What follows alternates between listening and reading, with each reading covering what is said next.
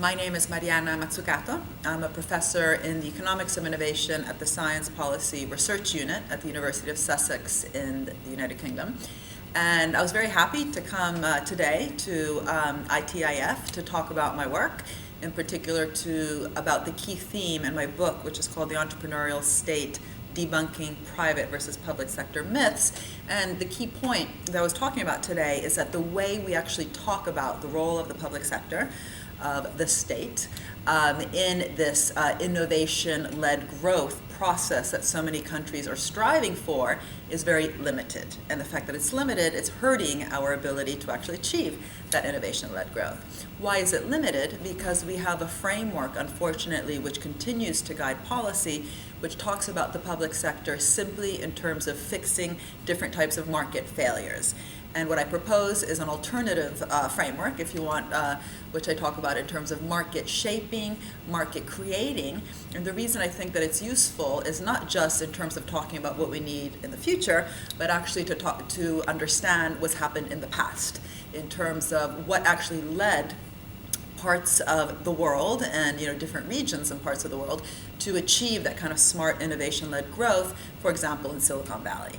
And what you had in Silicon Valley in the United States was a network of different types of public sector organizations that were shaping and creating markets along the entire innovation chain, not just in the classic public good area that we talk about in the market failure framework, which is basic research, as important as that is and as underfunded that it is, but also in areas like applied research and early stage financing of companies. In other words, there was a very visible hand along the entire innovation chain.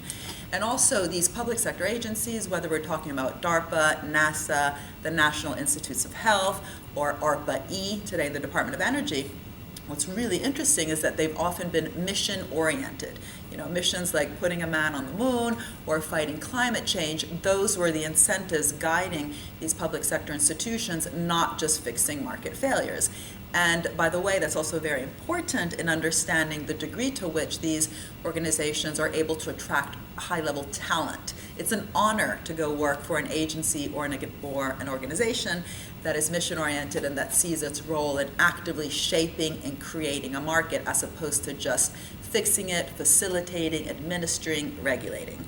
And the second part really of my work, and what I'm also concentrating on quite a bit today, is the connection between this alternative framework through which to understand policy and the rising inequality that we're seeing around the world. And to tell you the punchline, the point is that it's very hard to battle against, if you want, value extraction, all the speculation and rent-seeking behavior that we hear about, without actually also having an alternative theory of value creation.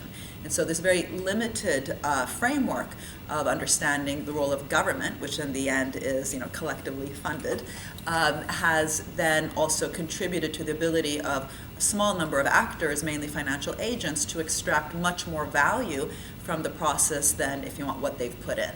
So an alternative theory of government and its role through its public sector activity could help us not only better understand and better organize future innovation-led growth, but perhaps also tackle inequality so that we have a broader, more interesting, more dynamic theory of where value comes from in the first place.